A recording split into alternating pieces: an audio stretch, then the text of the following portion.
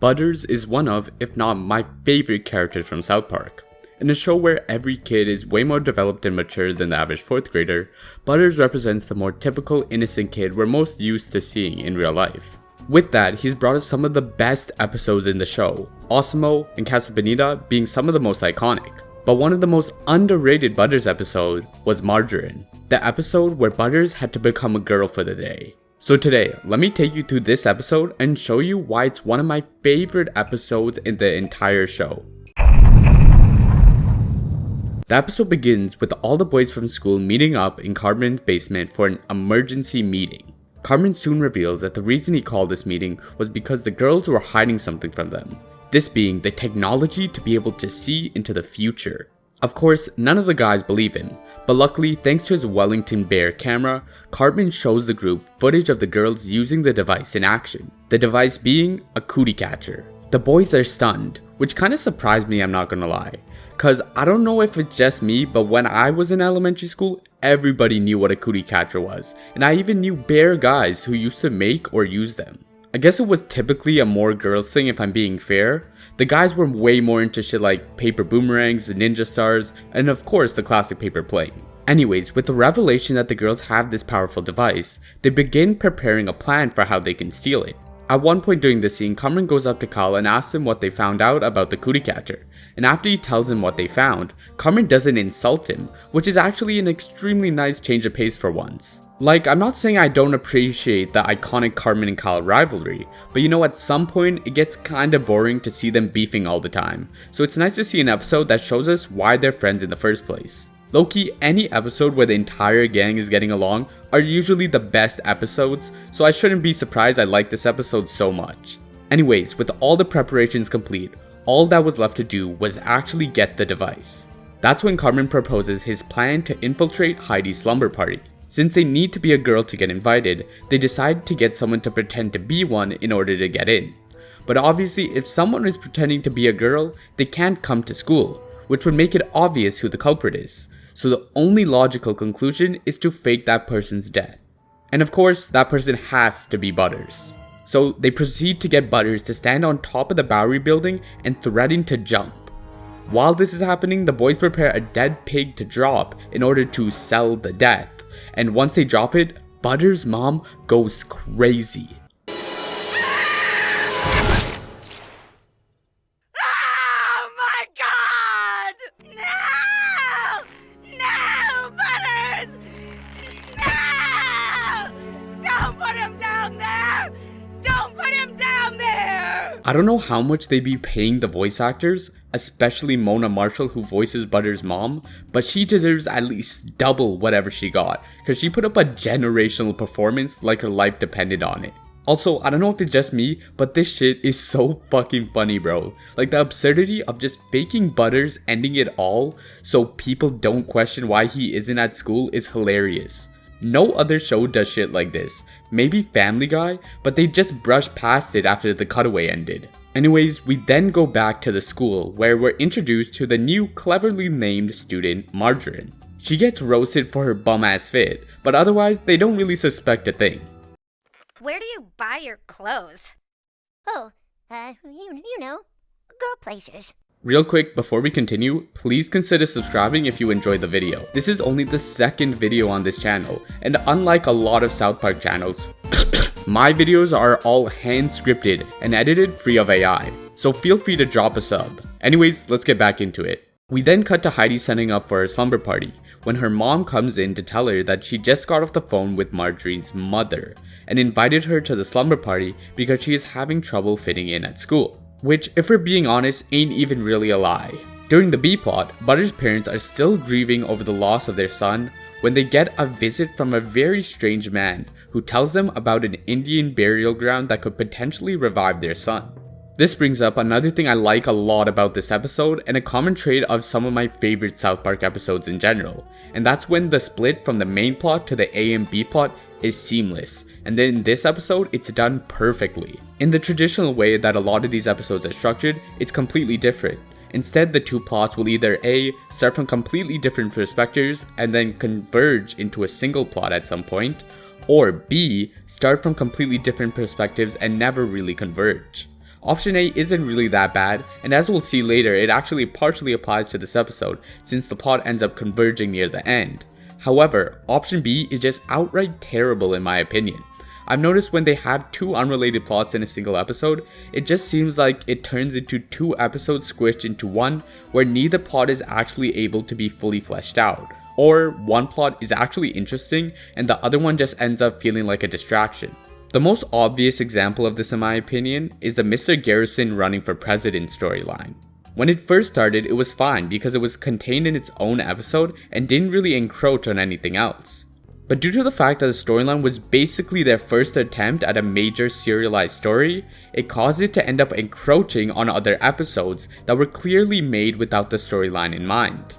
But luckily for us though, the episode we're looking at now has no serialization and the A and B plot converges perfectly. So now going back to the A plot, the boys get ready to send Butters Marjorine to the slumber party. The plan is for him to wait for the cootie catcher to be brought out, see how it works, and then take it. At the slumber party, the girls start playing, and at one point, they start lifting one of the girls while chanting, "Light as a feather, stiff as a board," and Butters freaks the fuck out. And I mean, can you even blame him? If I saw this shit when I was in grade 4, I'd probably freak out too.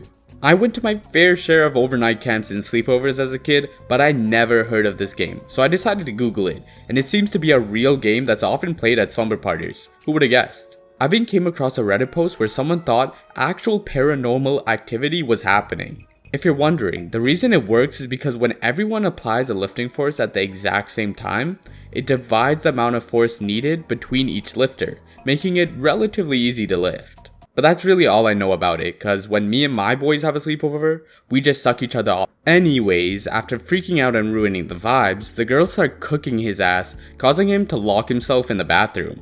Even though they aren't technically making fun of him, it's actually hella relatable that he felt hurt by it anyways.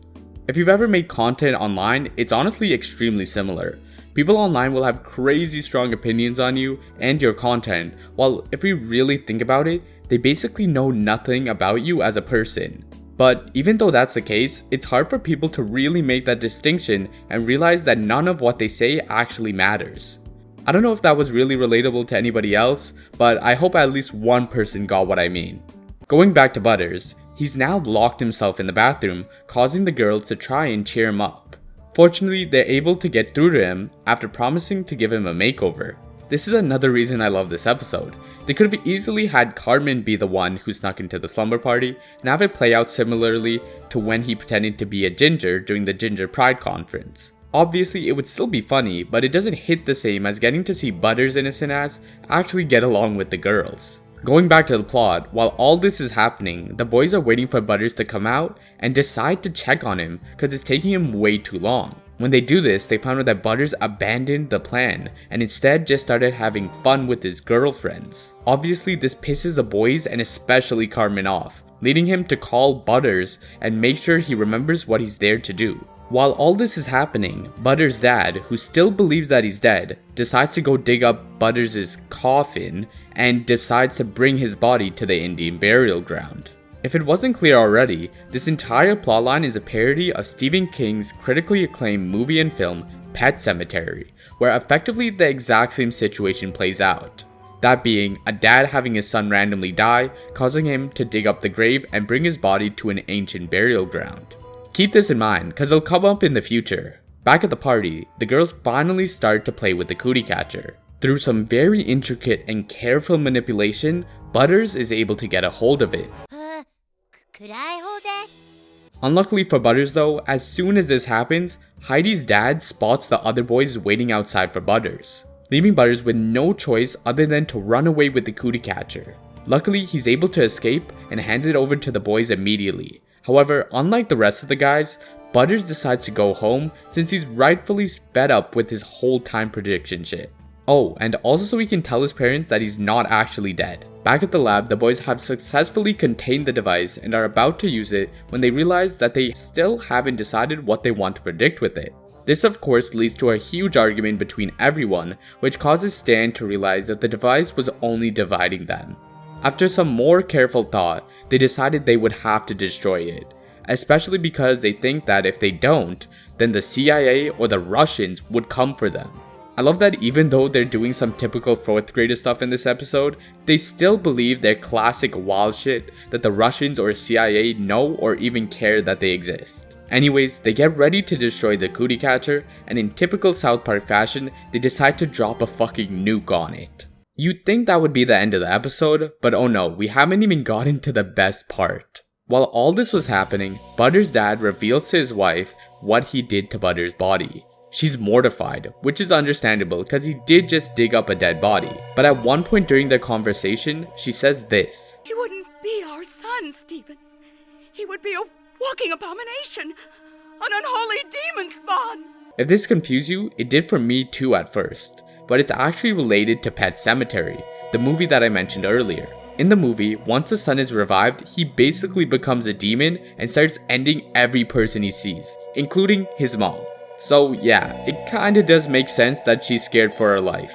And that fear only gets more real when they hear Butters knocking on the door. When Butters eventually finally comes in, they're scared shitless, and Butters' mom says to make him go away. By the next scene, we cut back to both of them walking down the stairs to the basement, where it's revealed that they have Butters chained up.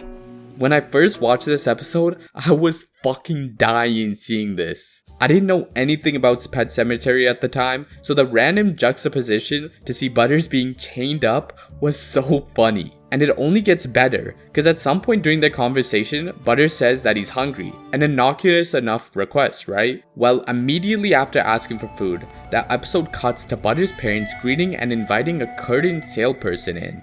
I was really confused when I saw this. Anyways, they lead her to the basement where she's greeted by the unholy sight of Butters. And before she can even figure out what's going on, she's obliterated by Mr. Stotch and then pushes it to Butters so he can feed on it. This is easily the most funny part of this entire episode. During my first viewing, I had no idea where this was going, so I was genuinely intrigued just to see what was gonna happen. And then I see Butters' dad hit him, and I was so shocked I could only just start dying of laughter when I realized the joke. It's also in a weird way kinda sweet. Like typically Butters' parents are known for being unreasonably strict and abusive to the point where it seems like they don't even care about him. So to see that they actually care about him in some way, albeit very deranged, was still kinda sweet to see.